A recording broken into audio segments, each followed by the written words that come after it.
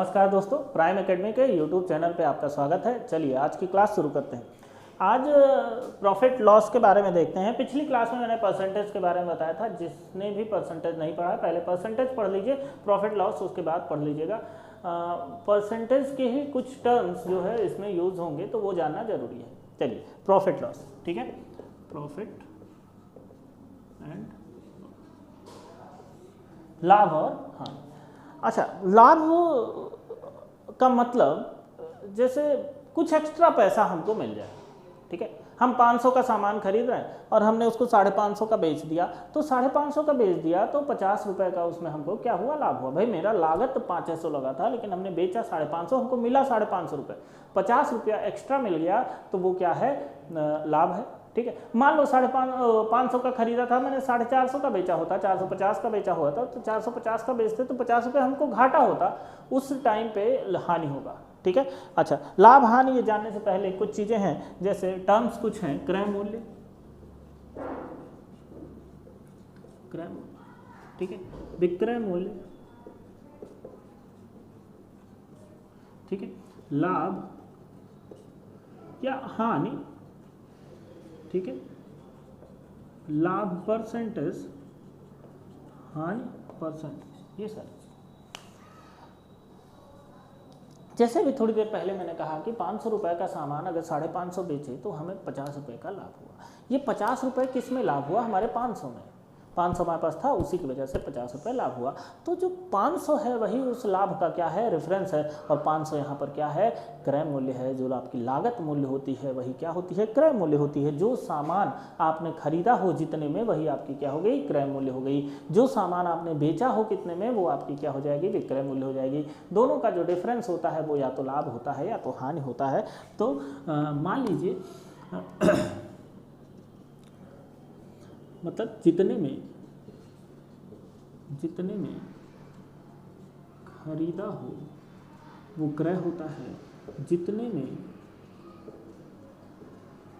बेचा हो वो क्या होता है, विक्रय होता है। लाभ की बात करें, लाभ देखो, लाभ वही था, 550 में बेचा और 500 का खरीदा था तो 50 रुपये। कैसे वो 50 आया, वो कैसे आया, जो हमारा विक्रय था, विक्रय में से हमने क्रय को क्या किया, माइनस किया, तब जाके हमें लाभ मिला था, ठीक है। यहाँ पर मैं लिख दे रहा हूँ कि मान लीजिए ये 500 है, ये कितना है, 550 है, तो जो लाभ होगा वो 550 माइनस 500 होगा, कितना होगा, 50 रुपये, ठीक। अच्छा, हानि की बात करें लाभ के केस में जो विक्रय होता है वो बड़ा होता है क्रय से। हानि के केस में जो क्रय होता है वो बड़ा होता है किससे, विक्रय से। मान लीजिए अगर पहले यहाँ लिखते रहा हूँ, क्रय बड़ा होता है तो क्रय में से किसको माइनस करेंगे, विक्रय को माइनस करेंगे, ठीक है। मान लीजिए क्रय जो है वो आपका हो 500 रुपये और विक्रय कितने का किए, विक्रय हमने किया 450 का, तो जो हानि होगा वो कितना होगा, 500 माइनस 450, कितना आया, 50 रुपये की हानि आई इस पर, ठीक है।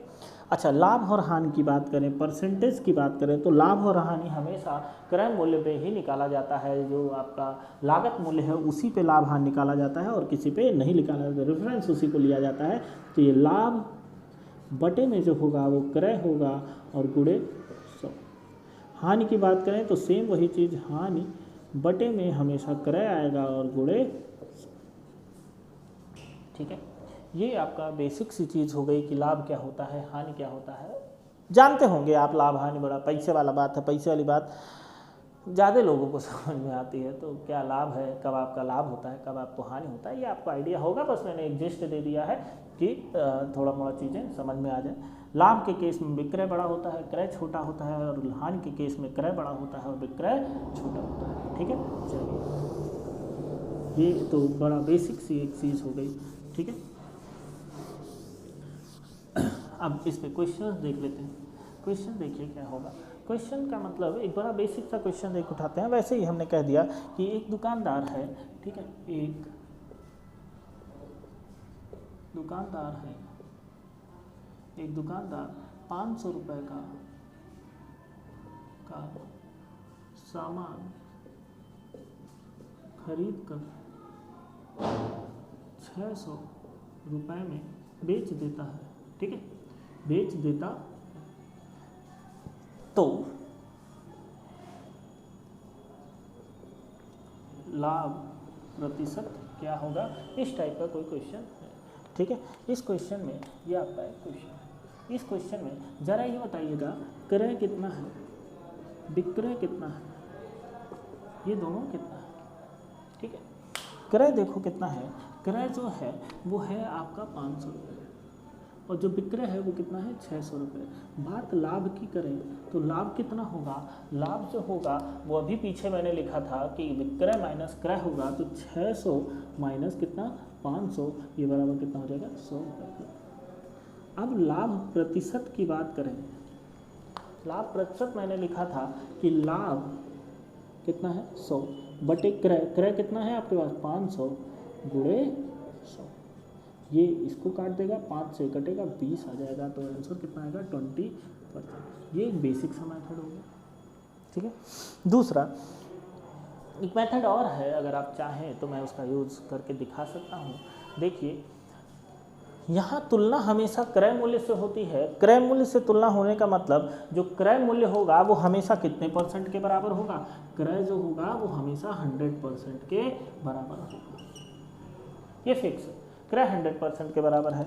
अब क्रय मतलब 500 रुपये, तो 500 रुपये अगर 100% के बराबर है सर, तो 100 रुपये कितने प्रतिशत के बराबर होगा? 100 डिवाइड बाई 500 इंटू 100, ये नीचे चला जाएगा, ये इधर गुणा हो जाता है, 1 2 2 0 कट गया, 5 दूनी 10, कितना आ गया 20%। हमने यहाँ 100 ही क्यों निकाला? क्योंकि हमारा जो लाभ है वो कितना है 100 ही है। अगर मैं वहीं 600 निकालता तो 100 ना 20 ना आता, 120 आता, 100 आपका क्रय मूल्य और 20 आपका लाभ। क्रय और लाभ जब जुड़ता है तो किसके बराबर आ जाता है? विक्रय के बराबर आ जाता है, ठीक है। आप इस तरह से भी सवाल लगा सकते हैं। बड़ा बेसिक सा नॉर्मल सा एक क्वेश्चन था, वो मैंने बताया है, ठीक है। अभी और भी बहुत से क्वेश्चंस आएंगे, इन क्वेश्चन पे ध्यान दीजिए। और ये सारे क्वेश्चंस जो अभी मैं आगे लेके आ रहा हूँ, कहीं ना कहीं किसी एग्ज़ाम में ये सारे पूछे गए हैं, तो ऐसे क्वेश्चंस आते भी हैं, ठीक है। जैसे एक क्वेश्चन आ गया, एक वस्तु को 20,000 में बेचने पर 25% का लाभ होता है। एक वस्तु को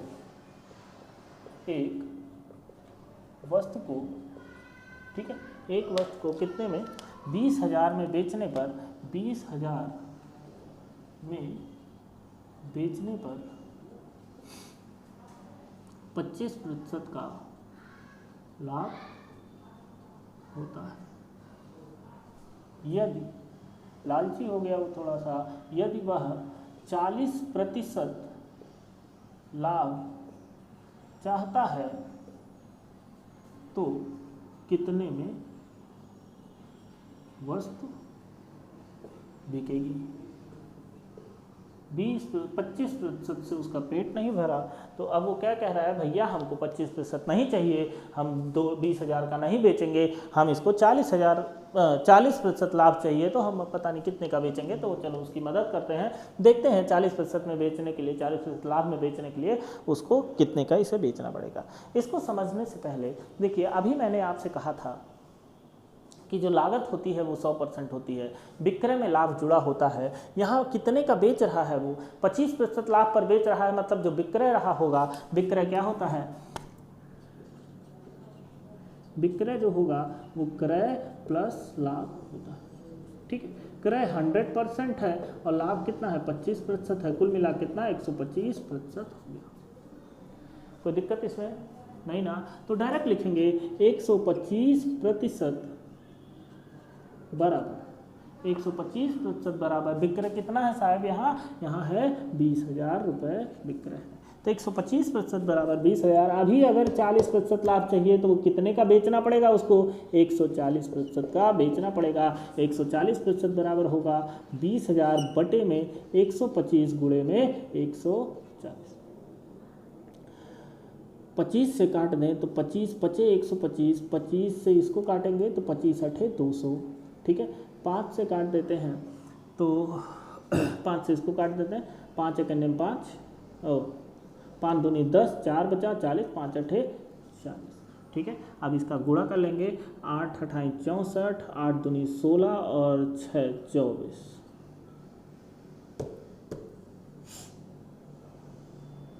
16 6 22 और 2 जीरो, और तो इतना रुपया आपका आंसर हो जाएगा। मतलब वो 20,000 की जगह उसको 22,400 का अगर बेच दे रहा है तो अब उसको लाभ कितना होगा, 40%। अब इसी सवाल में बहुत लोग यहाँ से जो फार्मूला यूज़ करते हैं वो पहले लागत निकालेंगे, लागत निकालने के बाद फिर जाके हमारा 40% उसका निकाल के जोड़ेंगे, तब जाके आंसर आएगा। हमें लागत तक जाने की जरूरत नहीं। अब बाई चांस हमें लागत निकालना ही होता तो हम यहाँ कितना प्रतिशत निकाल लेते, 100% निकाल लेते। ये एक नियम है, 125 बराबर 20,000 तो 140 बराबर 20,000 बटे में ये वाला उठ के यहाँ आता है डिवाइड में आने के बाद ये वाला उठ के यहाँ मल्टीप्लाई में आ जाता है। ठीक, आसान सब बेसिक सा टॉपिक है। चलो एक सवाल और देखते हैं।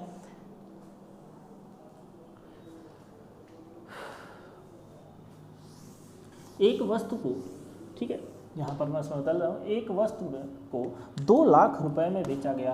कितने में, 1 2 3 4 5, 2 लाख रुपए में बेचने पर उसको क्या हुआ, उसको 20% का घाटा हुआ। तो इसको 25 नहीं, यहाँ पे क्या लिखेंगे, 20% का क्या हुआ, हानि हुआ। ठीक है, एक वस्तु को बेचने पर उसको 20% की हानि हुई। यदि वह 10% का लाभ चाहता है, यदि वह कितने का, 10% का लाभ चाहता है तो कितने में वस्तु बिकेगी। ठीक है, अब देखो यार, 10% का लाभ चाहता है, इसका मतलब ये हुआ, पहले तो ये लागत देख लें कितनी है, 20% की हानि। भैया 100 में जब लाभ होता है तो उसी में जुड़ जाता है, हानि होगा तो उसी में घट जाएगा। मतलब ये 80% बराबर जो है वो कितना दे रखा है, 2 लाख दे रखा है।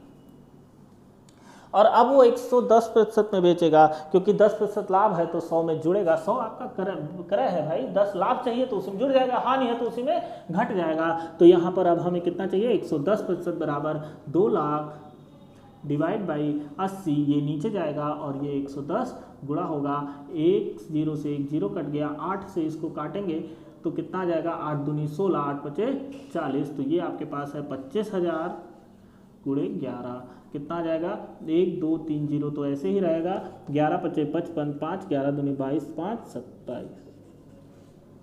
इतना रुपया आपका आंसर।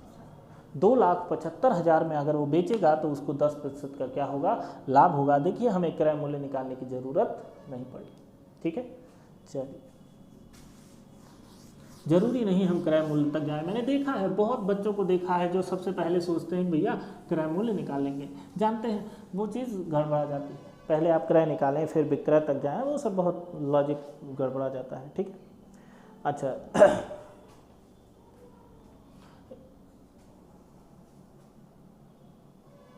एक सवाल देखिए कि मान लीजिए कोई सामान है, उसको कई बार बेचा गया है, 2 3 बार 4 बार, जितनी भी बार बेचा जाए। तो एक क्वेश्चन है कि राम ने एक साइकिल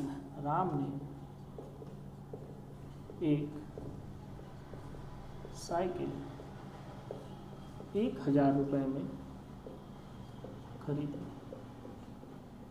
1,000 रुपये में खरीदी। ठीक है, उसको 20% लाभ लेकर श्याम को बेच दिया। 20%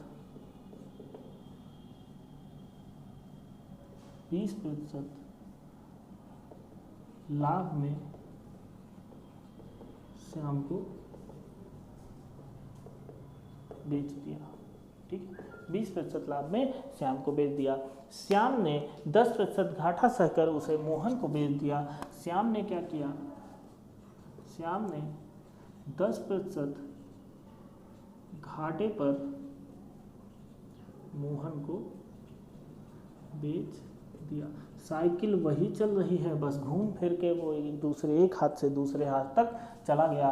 तो मोहन को साइकिल कितने की पड़ी, ये सवाल है।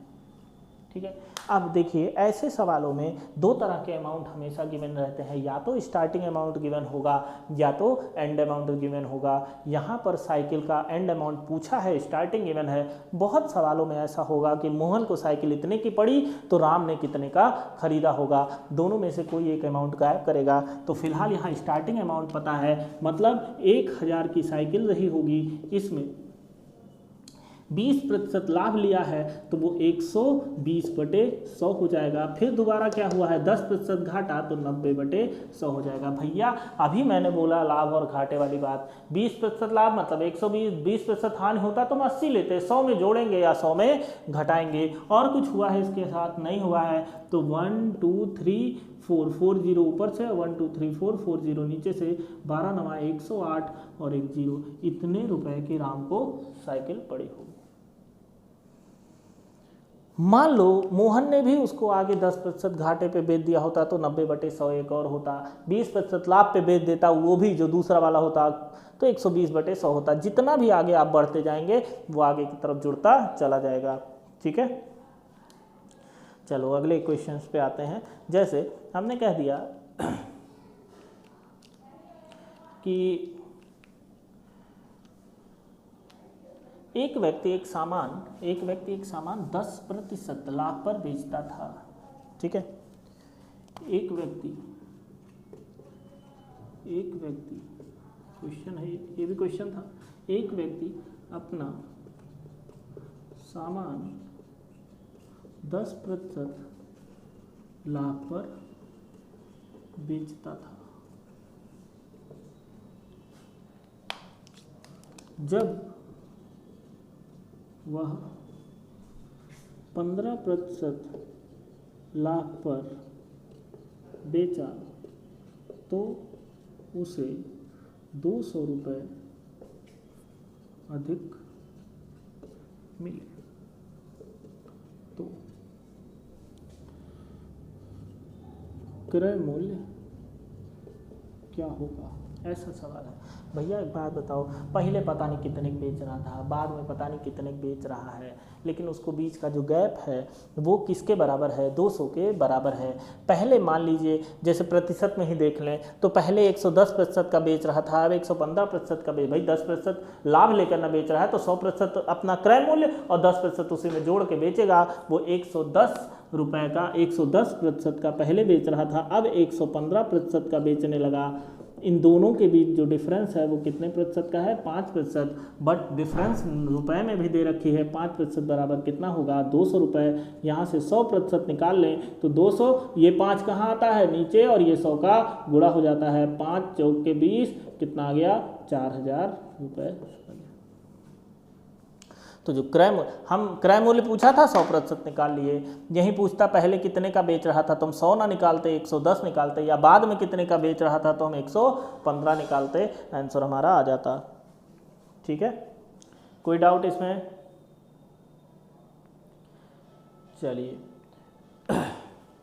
एक क्वेश्चन मैं लिखता हूँ, कई बार लोग इसमें जो है गड़बड़ी कर देते हैं, उनको चीज़ें समझ में नहीं आती कि वो हो क्या रहा है। तो यही सेम क्वेश्चन में 2 बार लिख रहा हूँ, आप बताइएगा दोनों में डिफरेंस क्या है। देखने में वो दोनों लगभग एक ही जैसे लगते हैं। जैसे हमने कह दिया कि एक दुकानदार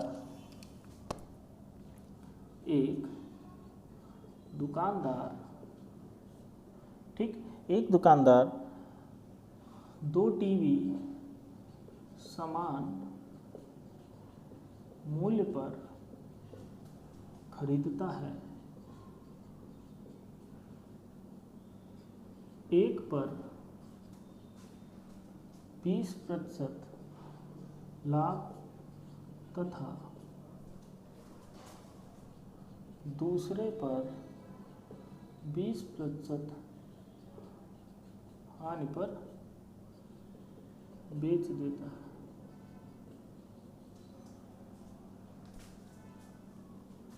एक पर 20% लाभ तथा दूसरे पर 20% हानि प्राप्त करता है। तो कुल लाभ ऑब्लिक हानि प्रतिशत क्या होगा, ये पहला सवाल है। ठीक है, सामने आपके सवाल है। दूसरा सवाल लिख रहा हूँ, दोनों में अंतर खोजिएगा। ये आपका क्वेश्चन 1 देन क्वेश्चन 2। क्वेश्चन ये है, एक दुकानदार 2 टीवी समान मूल्य पर बेचता है। एक पर 20% हानि तथा दूसरे पर 20% लाभ प्राप्त करता है। तो कुल लाभ ऑब्लिक प्रतिशत क्या? ये दोनों सवाल ध्यान से देखिए, देखने में एक ही जैसे लग रहे हैं, डाटा भी एक जैसा है, कुछ बहुत ज़्यादा अंतर दोनों में नहीं है। ठीक है, तो खोजिए अंतर इसमें क्या है। चलो मैं बताता हूँ। एक दुकानदार 2 टीवी समान मूल्य पर खरीदता है। यहाँ पे देखिए खरीदता है था और यहाँ पे क्या लिखा है, बेचता है। यही एक अंतर है। समान मूल्य पे खरीदना मतलब कि अगर मैं 100 रुपये का सामान खरीद रहा हूँ तो दोनों सामान 100 रुपये का मैंने खरीदा है। एक पे 20% का लाभ हुआ, दोनों सामान कितने कितने का खरीदा है, 100 रुपये का खरीदा है। एक पे क्या हुआ, तो कुल हमारा लागत कितनी लिखी, कुल लागत कितनी है, 200 रुपये। अब बेच क्या कह रहे हैं, एक पर हमें 20% का लाभ हो रहा है तो एक प्लस 20 हो गया, मतलब 120 का बिका, और एक पे हमें 20% की हानि हो रही है, माइनस 20 हो गया, मतलब 80 का मिला। अब ये विक्रय कितना है, कुल विक्रय कितना है, कुल विक्रय भी कितना है, 200। तो ना तो लाभ ना तो हानि, तो इसका जो आंसर होगा वो ये होगा, ना तो लाभ होगा ना ही हानि। ठीक है, ना तो लाभ होगा ना ही हानि होगा। और जिसमें लिख दिया समान मूल्य पर बेचता है, भैया अब वो जो 100 रुपये का बेच रहा है उस 100 रुपये में लाभ और हानि जुड़ा हुआ है, अलग से लाभ और हानि नहीं होगा। ठीक है, क्योंकि विक्रय मूल्य है, विक्रय मूल्य में लाभ हानि जुड़ा रहता है। तो इस सवाल को लगाने के लिए सबसे बढ़िया तरीका होता है, एक मेथड लिख लीजिए, x + y + xy/100। प्रतिशत जब मैंने पढ़ाया था तो मैंने ये तरीका बताया था, समतुल्य प्रतिशत। इसीलिए मैंने कहा है कि एक बार जाइए और पहले प्रतिशत देख लीजिए, उसके बाद इसको समझना थोड़ा सा आसान हो जाएगा। ये आपका एक छोटा सा फॉर्मूला है समतुल्य प्रतिशत का, x + y + xy/100। ठीक है, इससे क्या होगा, देखिए पहले 20% की हानि हो रही है तो x की जगह क्या लिखेंगे, -20 लिखेंगे, और y क्या हो रहा है, लाभ हो रहा है तो +20 लिखेंगे। वहाँ पर चलो यूज़ करते हैं, -20 + 20 + -20 × 20/100। +20 -20 कट जाएगा, एक जीरो इससे, माइनस कितना, -4%। माइनस आने का मतलब क्या होगा, हानि होगी। इस माइनस का मतलब क्या होगा, हानि होगी। तो 4%, मतलब इसका आंसर क्या होगा, 4% की। ठीक है, तो ये सेकंड वाला मेथड इससे। अच्छा, ज़रूरी नहीं इसी से लगाएं, एक तरीका और है, देख लीजिए। जैसे हमने मान लिया कि हमारा जो कुल प्रतिशत है वो कितना है, 100 रुपया है। ठीक, 100 रुपया है। इस 100 रुपये को लेकर हम चले थे, 100 रुपये का हमारा टोटल लागत था। फिर एक पे 20% की हानि हुई, 20% की हानि मतलब 80/100। फिर एक पे 20% का लाभ हुआ, मतलब 120/100। ठीक है, 1 2 3 4 जीरो से चारों जीरो कट जाएगा, 12 8 96 रुपये। हम शुरू में 100 रुपया लेके चले थे, 96 रुपया हो गया है। तो बताइए क्या हुआ, 4% का लाभ हुआ या हानि हुआ। तो यहाँ पर भी दिख रहा है कि 100 लेके चले थे, 96 आया, तो हमें 4% की हानि ही हुई। तो आप इससे भी लगा सकते हैं और इससे भी लगा सकते हैं। ठीक है, ये वाला तरीका इसलिए बताया क्योंकि इससे पहले भी हमने ऐसा ही कुछ तरीका बताया था। तो दोनों सेम है, आप चाहो तो वही यूज़ कर लो, लेकिन फिर भी ये फार्मूला याद रखिए, बहुत जगहों पे लग जाता है। x + y + xy/100 उन सब सवालों में लग जाता है। किसी दुकान पे छूट जो है वो लिखा है 50 + 50%, इसका क्या मतलब होगा, तो 50 + 50% मतलब यहाँ 50 और यहाँ 50 रख के सॉल्व करेंगे तो आंसर निकल के आएगा। अच्छा, छूट होता तो माइनस में लिखते हैं, तो माइनस में लिखेंगे तो निकल के आंसर आएगा। ऐसा नहीं होता 50 + 50% लिख दिया तो 100% की छूट ही दे दिया कि भैया जाइए, चाय भी पिलाएगा, कपड़ा भी देगा, पैसा भी नहीं लेगा। समझ रहे हैं, तो वो सब चालाकी करते हैं, वो इन्हीं सब तरीक़ों से परसेंटेज निकालते हैं कि कितने प्रतिशत की छूट करेंगे। तो जब मैं डिस्काउंट पढ़ाऊँगा उसमें वो सवाल आएगा, वहाँ भी ये फार्मूला आएगा, याद रखिएगा इसको। ठीक है, चलिए, x + y + xy/100 समतुल्य प्रतिशत का फॉर्मूला है। ठीक, अच्छा, दोनों सवाल में एक चीज़ ध्यान दीजिएगा, एकदम सेम रहते हैं, थोड़ा सा ही अंतर रहता है कि कहीं खरीदा लिखा रहता है, कहीं बेचा लिखा रहता है। जिसमें खरीदा वाला रहता है उसमें अगर सेम क्वांटिटी है तो आंसर 0 आएगा, और बेचा लिखा रहता है तो कुछ जो भी फॉर्मूले से निकल के आएगा। खरीदे वाले में अगर 20-20 ना होता, 20 और 12 होता तो 8% का जो है लाभ या हानि हो जाता वो चीज़। ठीक है, चलो इसी टाइप के और भी क्वेश्चंस है। देखिए, जैसे एक क्वेश्चन ये देखिए, मान लीजिए एक दुकानदार ने जितने रुपए में 20 कलम खरीदा उतने में ही 15 कलम बेच दिया। ठीक है, एक दुकानदार ने जितने में 20 कलम खरीदा उतने में ही 15 कलम बेच दिया, उतने में ही 15 कलम बेच दिया, तो लाभ ऑब्लिक हानि प्रतिशत क्या होगा? ऐसा सवाल हो सकता है। तो देखो, इस तरह के सवालों में सबसे ज़्यादा आपको जो ध्यान देना है वो वस्तु पे देना है, रुपए पे उतना ध्यान नहीं देना, रुपए अपने आप सेट होके आएगा। तो पहले हम वस्तु की बात करें। वस्तु कितना है? 20 कलम है, और यहाँ पर वस्तु कितना है? 15 कलम। ये उसने खरीदा है और ये क्या किया है? बेचा है। ये दो चीज़ें ठीक है। वस्तुओं का एलसीएम लीजिए जरा, 20 और 15 का एलसीएम कितना हो गया? 60 हो गया। हम मान लेते हैं कि वो 20 कलम जो है वो 60 रुपए का खरीदा है और 15 कलम 60 रुपए का बेच दे रहा। बस इतना सा मानना है भैया। 20 कलम 60 रुपए का है तो तुम ही बताओ जरा, एक कलम कितने का हुआ? एक कलम कितने का हुआ? 20 तिया 60, 3 रुपए का हुआ। और यहाँ से 15 कलम 60 रुपए का, तो एक कलम कितने का बेचा होगा? 4 रुपए का बेचा होगा। 3 रुपए लागत लगाया और 4 रुपए का बेचा, तो लाभ कितना है? यहाँ पे जो लाभ है वो है 1 रुपया। बात प्रतिशत की करें तो बटे में क्रय आएगा। क्रय कितना है? 3 रुपया गुणे 100 कितना आ जाएगा? 100/3। ये कटेगा 3 से, अगर मैं इसको काट दूँ तो ये कितना हो जाता है? 33, 1/3%। ठीक है, हमने किसका एलसीएम लिया? वस्तु का। वस्तु का एलसीएम लेंगे तो हमारा जो है वो आंसर निकल के आ जाएगा। ठीक है, रुपए से मतलब नहीं था, रुपया अपने आप सेट हो जाता है आगे पीछे। यहाँ दोनों 60 क्यों लिए? जितने में खरीदा उतने में बेचा, दोनों समान था। 60 लेने का फायदा क्या हुआ? 2 रुपया भी ले सकते थे, आंसर आता। 60 लेने का फायदा क्या हुआ? यहाँ पर आराम से कट गया 3 और 4, इसीलिए एलसीएम लिया जाता है। एलसीएम एक ऐसी वैल्यू होती है जो दोनों से क्या हो जाएगी? कट जाएगी। नहीं तो कोई मतलब नहीं है 60 लेने का। जो मन करे वो लीजिए, आंसर आएगा। फ्रैक्शन में आएंगे लेकिन आखिरी में जाके वही आंसर आएगा। ठीक है, अच्छा, इस क्वेश्चन में रुपया दिया नहीं था। एक क्वेश्चन ऐसा भी लेते हैं जिसमें ऐसे ही कुछ सवाल है लेकिन वहाँ रुपया भी दिया हो। जैसे हमने कह दिया कि 10 रुपये में 15 खिलौने खरीद कर 15 रुपये में 10 खिलौने बेच दिया। 10 रुपये में, क्वेश्चन है 10 रुपये में 15 वस्तु खरीद कर, ठीक है, 10 रुपये में 15 वस्तु खरीद कर 15 रुपये में 10 वस्तु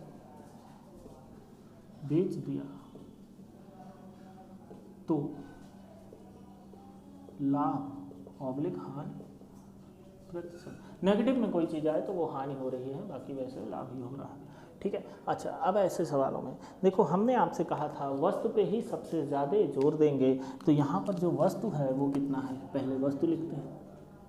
वस्तु ये खरीदी गई क्वांटिटी और ये बेची गई क्वांटिटी। ठीक है, पहले केस में कितना वस्तु खरीदा है? 15 वस्तु खरीदा है। पहले केस में 15 वस्तु, दूसरे केस में कितना? 10 वस्तु। ठीक है, अच्छा, रुपया भी लिख ही लेते हैं यहीं पे। ठीक, रुपया देखिए, पहले केस में कितना है? 10 रुपया, दूसरे केस में कितना है? 15 रुपये।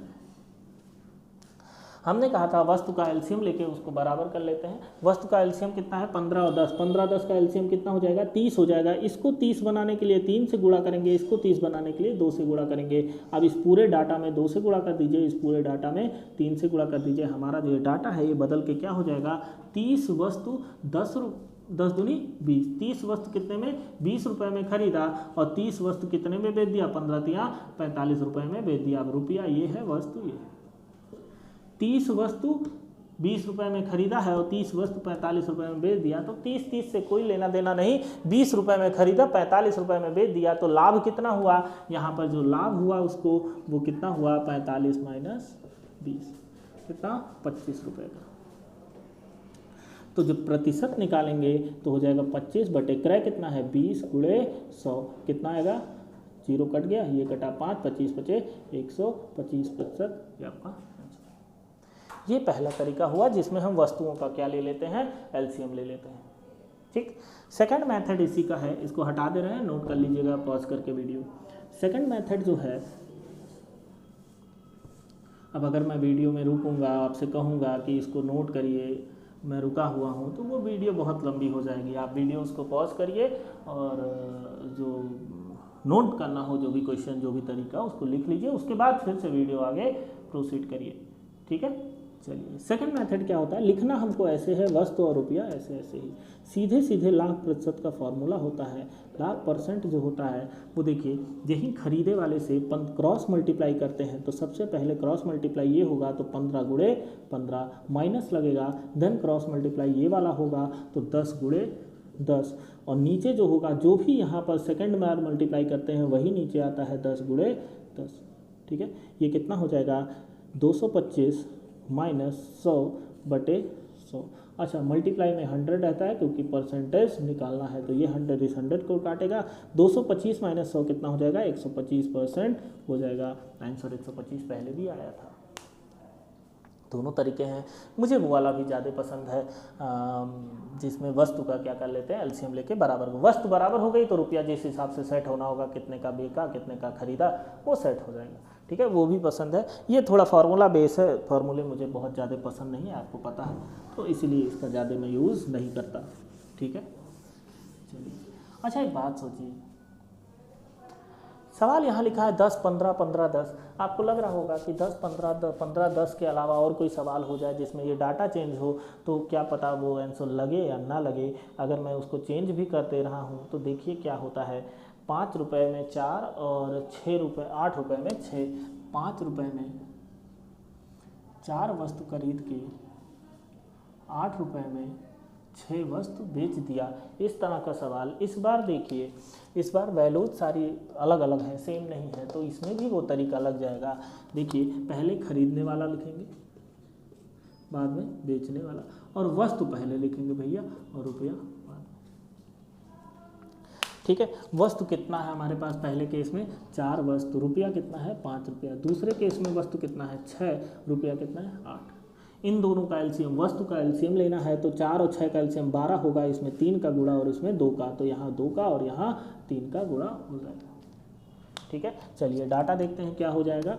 ये वस्तु वाला हो जाएगा 4 तिया 12 और ये कितना हो जाएगा 12। वस्तु देखो समान हो गया, वस्तु समान होने के बाद ये कितना है 15 और 16, ये आपका रुपया है और ये क्या है वस्तु, ये खरीदना और ये बेचना, यही तो है। डाटा सब कन्वर्ट हो गया। अब भैया वस्तु बराबर हो गया तो इससे कोई लेना देना नहीं, रुपए की बात साफ साफ चल रही कि 15 रुपया लगाया था 16 रुपया मिल गया। जो लाभ है वो कितना मिला, लाभ जो मिला 1 रुपया। कहाँ से मिला, 16 माइनस 15 करके 1 रुपया। प्रतिशत निकालेंगे तो 1 बटे नीचे क्रय आएगा 15 या 16, क्रय हमारा 15 है, खरीद रहा है ना 15 में, तो 1 बटे 15 गुणे 100। ठीक, 5 से काट दें 3 और ये 2, 20 बटे 3%, या इसको हम लिखें 6 से ही 2 बटे 3%, ये आपका आंसर है। ठीक, वस्तु को हमने बराबर, अच्छा इसी को दूसरे तरीके से करते तो ऐसा नहीं है, गलत हो जाता। देख लीजिए, हम यहाँ लिख दे रहे हैं 4 है, 5 है, 6 है और 8 है, ये खरीदने वाला और ये बेचने वाला, ये आपका वस्तु और ये रुपया। क्रॉस मल्टीप्लाई की बात मैंने की थी, तो इसका मल्टीप्लाई करेंगे 8 गुणे 4 माइनस 6 गुणे 5 बटे ये जो होता है यही यहाँ लिख दिया जाता है और इंटू में 100। 8 चौक 32 माइनस 30 बटे 30 गुणे 100, ये होगा 1 0 0 से कट जाएगा। ठीक है। 32 माइनस 30 कितना 2, तो ये आंसर क्या आएगा 2 गुणे 10/3 कितना है 20/3 आ तो गया ना, 6 सही 2/3%। तो दोनों तरीके हैं जिससे आप यूज़ करना चाहें वो यूज़ करें, ठीक है। जैसा मैं पहले से कह रहा हूँ, मुझे ये वाला तरीका ज़्यादा पसंद है क्योंकि लॉजिक होता है कि हाँ सामान बराबर हो गया, सेम क्वांटिटी आप कितने खरीद रहे हैं कितने बेच रहे हैं, डायरेक्ट लाभ और हानि दिख जाता है। ये फार्मूला बेस है, वो मुझे ज़्यादा पसंद नहीं, लेकिन आपको अगर पसंद आ रहा है तो आप इससे भी कर सकते हैं। मेरा पर्पज़ बस इतना है कि आपको चीज़ें समझ में आए और आप उसको जल्दी लगाएं। ऐसा कोई रूल नहीं है मेरा कि मैं इससे लगा रहा हूँ तो आप इसी से लगाइए, ठीक है।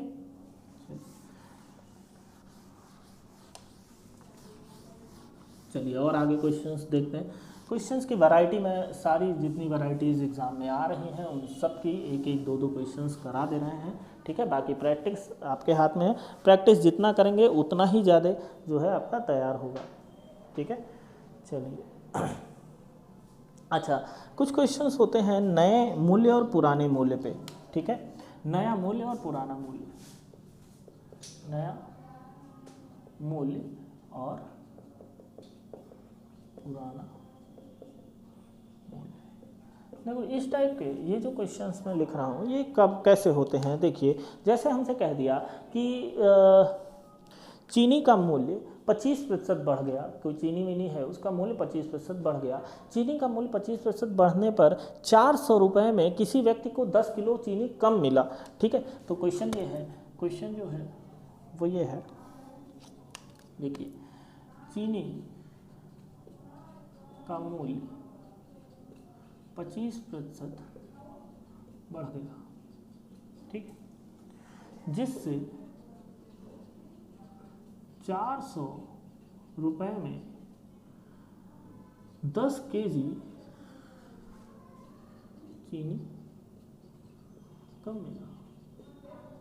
भाई मूल्य बढ़ गया, रुपया हमको नहीं पता मूल्य बढ़ गया है, हम उतना रुपया लेके गए जितना रोज़ लेके जाते हैं, उतना ही रुपया लेके गए, तो क्या जितने में रोज़ चीनी लेके आता था उतना ही मिल जाएगा। मूल्य बढ़ा है तो हमें चीनी की क्वांटिटी क्या होगी, कम मिलेगी, तो वही उसको चीनी कितना कम मिल गया, 10 किलो चीनी कम मिला। तो चीनी का नया मूल्य तथा पुराना मूल्य दोनों बताइए। दोनों नहीं पूछता, मैंने पूछ लिया, नया मूल्य और पुराना, ठीक है। चलो देख लेते हैं। देखो साहब, हमारे पास रुपया 400 था और चीनी का दाम बढ़ा कितना है, 25% बढ़ गया है। 25% दाम बढ़ने की वजह से 10 किलो चीनी कम मिला। 25% किसका, जो मूल्य था, मूल्य कितना लेके गए थे हम, कितना रुपया लेके गए थे, 400 रुपया लेके गए थे। तो सबसे पहली चीज़ हम 400 का 25% निकालेंगे। 400 का 25% जो होगा वो कितना होगा, 100 रुपया हो जाएगा। सॉल्व करके देख लीजिएगा, 100 रुपया हो जाएगा। मेरे तरीके से करना है तो मैंने पहले ही बताया है कि भैया एक जीरो हटाएंगे तो 10% मिलेगा, जो 40 है वो 10% हो गया, 20% 80 हो जाएगा और 5% 20 हो जाएगा, 80 20 100, 25% कितना हो जाएगा 100, और भी 25% निकालना हो तो डिवाइड बाई 4 करते हैं, सीधे सीधे 100 आ जाएगा, ठीक है। तो उसी 100 रुपये की वजह से 10 किलो चीनी कम मिला था, मतलब 10 केजी का जो मूल्य है वो कितना हो जाएगा, 100 रुपया हो जाएगा। 10 केजी का मूल्य 100 रुपया, तो 1 केजी का मूल्य कितना हो जाएगा सर, 100/10 कितना आएगा, 10 रुपीज़ आ जाएगा। ये आपका आंसर। लेकिन ये नया मूल्य निकलेगा, ये क्या निकलेगा, नया मूल्य निकलेगा, ठीक है। पुराने मूल्य की बात करें तो यार एक बात बताओ, ये 10 रुपया जो है, ये 10 रुपया 25% दाम बढ़ने के बाद हुआ है। 10 रुपया 25% दाम बढ़ने के बाद हुआ है, मतलब ये 10 रुपया जो है ये किसके बराबर होगा, 125% के बराबर होगा। यहाँ से अगर मैं 100% निकालना चाहूँ तो 10/125 × 100 ये कर लेंगे, ये यहाँ गुणा होता है, यहाँ डिवाइड होता है, 25 से काटेंगे, 25 बचे, 25 चौके 5 दूनी 4 दूनी 8 रुपया, ये इसका क्या हो जाएगा, पुराना मूल्य। तो फिर से इसको समझा दे रहा हूँ, जितने रुपए का जितना कम मिले या अधिक मिले, अगर यहाँ पर मूल्य घटा होता तो वो क्या मिलता, 10 किलो अधिक मिलता। अच्छा घटा होता तो हम यहाँ देखो पुराने मूल्य में कोई टेंशन नहीं, वो वैसे ही होगा, लेकिन 125 की जगह फिर हम कितना लेते, 75 लेते। भैया मूल्य घट गया है, 100 से घटा है ना तो 75 हो जाता, 100 से बढ़ा है 25, 125 हो जाए। पुराना मूल्य नया मूल्य वैसे ही मिलता, 400 में 10 किलो, 400 रुपये जो है वो 25, उसका 25% बढ़ा है तो 400 का 25% 100 रुपया। 100 रुपये में अगर 10 किलो मिल रहा है तो 1 किलो कितने का मिलेगा, 10 रुपये का मिलेगा। 1 किलो 10 रुपये का है तो वही 10 रुपया 125% के बराबर है, क्योंकि ये बढ़ा हुआ, यही घटा होता तो यही 10 रुपया हम 75 के बराबर करते, फिलहाल ऐसा नहीं है। 125 बराबर 10 तो 100 बराबर कितना हो जाएगा, 10/125 इंटू 100, ये कट होगा, आंसर कितना आ जाएगा, 8 रुपये। तो ये 8 रुपये जो है वो पुराना मूल्य है और 10 रुपये जो है वो क्या है, नया मूल्य है। इस तरह से ये क्वेश्चन सॉल्व हो जाएंगे। ठीक है, चलिए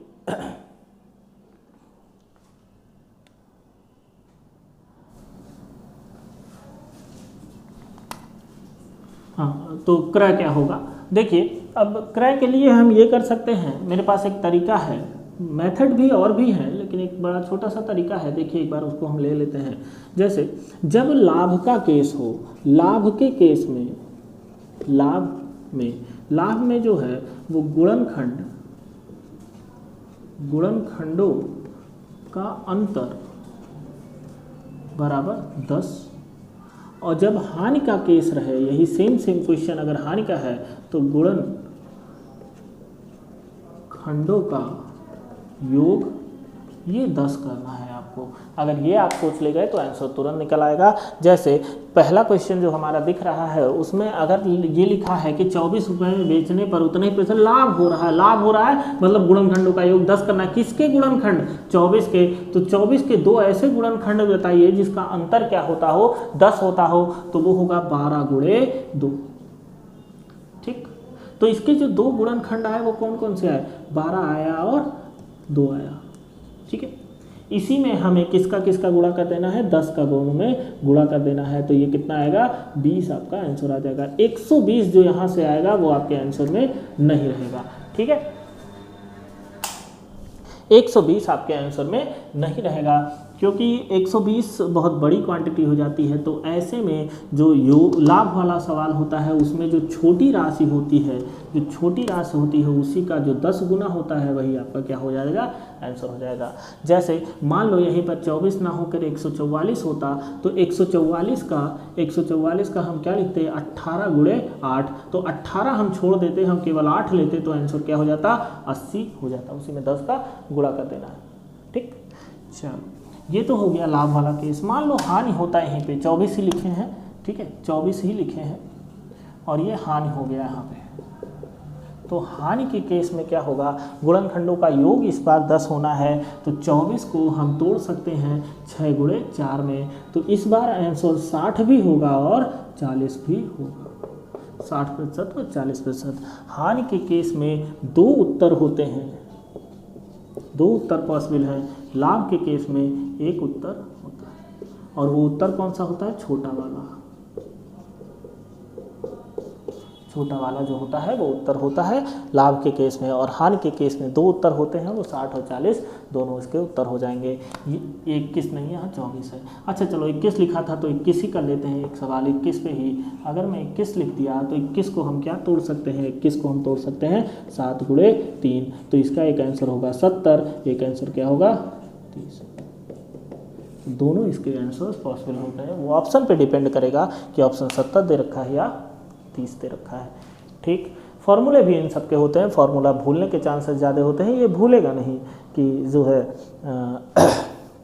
अंतर जो होगा वो 10।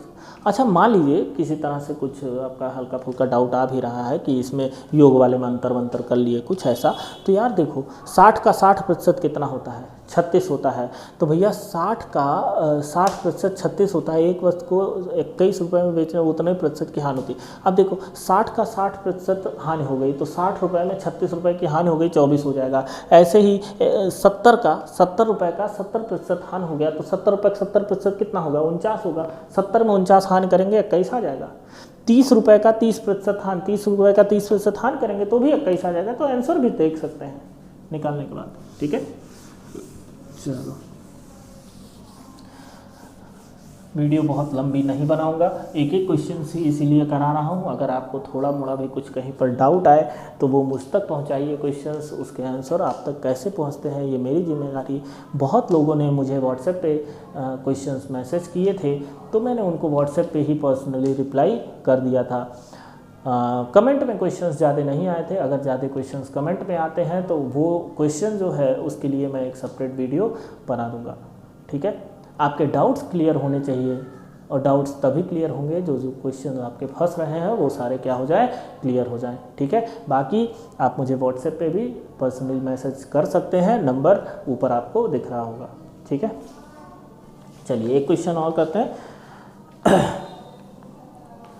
ये क्वेश्चन आजकल खूब आता है, जैसे कह रहा है कि एक दुकानदार अपना सामान 20% लाभ पर बेचता है, तो एक दुकानदार है अपना सामान 20% लाभ पर बेचता है, ठीक है। यदि 10% अधिक में खरीदे और 25% लाभ में बेचे तो 14 रुपये अधिक मिलते हैं। बहुत आ रहा है ये सवाल, ढेर सारा, कई कोई एग्ज़ाम में मैंने देखा है कि लगातार एग्ज़ामों में ये चीज़ पूछ रहा है। तो इसमें पूछ लेगा कि लागत कितनी है, क्रय मूल्य कितना है, ठीक है, इस टाइप के सवाल। अब देखो, मान लो हमने जो क्रय माना वो कितना मान लिया, 100 रुपये मान लिया, तो वो 20% लाभ पर बेच रहा है, मतलब विक्रय इस समय कितना होगा, विक्रय आपका हो जाएगा 20 रुपये, 120 रुपये। 100 रुपये का सामान 20 रुपये लाभ, तो 120 विक्रय हो गया। अब वो पहले, बाद में क्या हो गया, बाद में कुछ चेंज हो गया। बाद में कह रहा है कि यदि वह 10% अधिक में खरीदे, मतलब पहले 100 में खरीद रहा था, अब 110 में खरीद रहा है, तो 25% लाभ। अब भैया इसका देखो 20% निकालना आसान था, 20 हो गया, इसका 25% निकाल लें तो 110 का 25% मतलब डिवाइड बाई 4 होता है। किसी को ना समझ में आए तो 25/100 भी लिख दे रहे हैं, कटेगा 4 ही आएगा सर। 4 से इसको काटेंगे तो 27.5 आएगा। 4 दूनी 8, 2 बचा 30 हो गया, 4 सत्ते 28, 2 बचा 20 हो गया, 4 पचे 20, ठीक। 110 रुपये का है, 27 रुपये लाभ लेके बेचेगा तो 137.5 रुपये में बेचेगा। यहाँ से देख के बताइए कितना रुपया अधिक मिला। पहले 120 मिलता था, अब 137, मतलब 17.5 रुपये उसको अधिक मिलने लगा। लेकिन अकॉर्डिंग टू क्वेश्चन उसको कितना रुपया मिल रहा है, 14 रुपये अधिक मिल रहा है। तो हमारा 17.5 क्वेश्चन के 14 रुपये के बराबर है। तो हमारा 100 रुपया, हमारा जो 100 रुपया है वो क्वेश्चन के 14/17.5 नीचे आ जाएगा, गुणे में 100। इसको 14/17.5 को 175 लिखते हैं और गुणे यहाँ पर 1000 कर दें। 25 से काटेंगे तो 25 9 नहीं 4 और 3 7, 25 सत्ते, और ये हो जाएगा 25 चौके 140, ये 7 से कटा 2, 4 दूनी 8, 80 रुपया इसका क्या हो जाएगा, क्रय मूल्य हो जाएगा। बहुत ज़्यादा ये सवाल पूछ रहा है, इसी तरह से डाटा मेंटेन करिए, जल्दी से निकल आएगा, ठीक है। एग्ज़ाम में ज़्यादातर सवाल ऐसे नहीं आते कि पॉइंट में आए, लेकिन पॉइंट में आ भी गया तो बहुत बड़ी बात कोई नहीं थी, ठीक है। चलिए आज क्वेश्चंस इसी पे ख़त्म करते हैं। और यार देखिए, मैथ है, जितना ज़्यादा आप प्रैक्टिस करेंगे, जितना ज़्यादा आप क्वेश्चंस को लगाएंगे, उतने ही ज़्यादा जो है आपका ये चीज़ मजबूत होगा, चीज़ें याद रहेंगी। ये सोचिए कि आज हम थोड़ा सा 2 क्वेश्चन लगा लें, फिर एग्ज़ाम में आज लग जा रहा है, फिर एग्ज़ाम में लग जाएगा, ऐसा नहीं होता।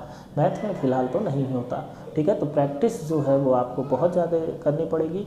बाकी प्रैक्टिस के साथ साथ जो क्वेश्चन फंस रहे हैं वो मैंने आपको सीधे सीधे बोले हैं, मुझ तक पहुंचाइए, चाहे जैसे, मैं उसका जवाब आपको ज़रूर भेजूंगा। और मेरी कोशिश हमेशा ऐसी रहेगी कि इस तरह से उसको सॉल्व करके आप तक पहुंचाऊं कि आपको कोई आगे प्रॉब्लम ना हो, ठीक है,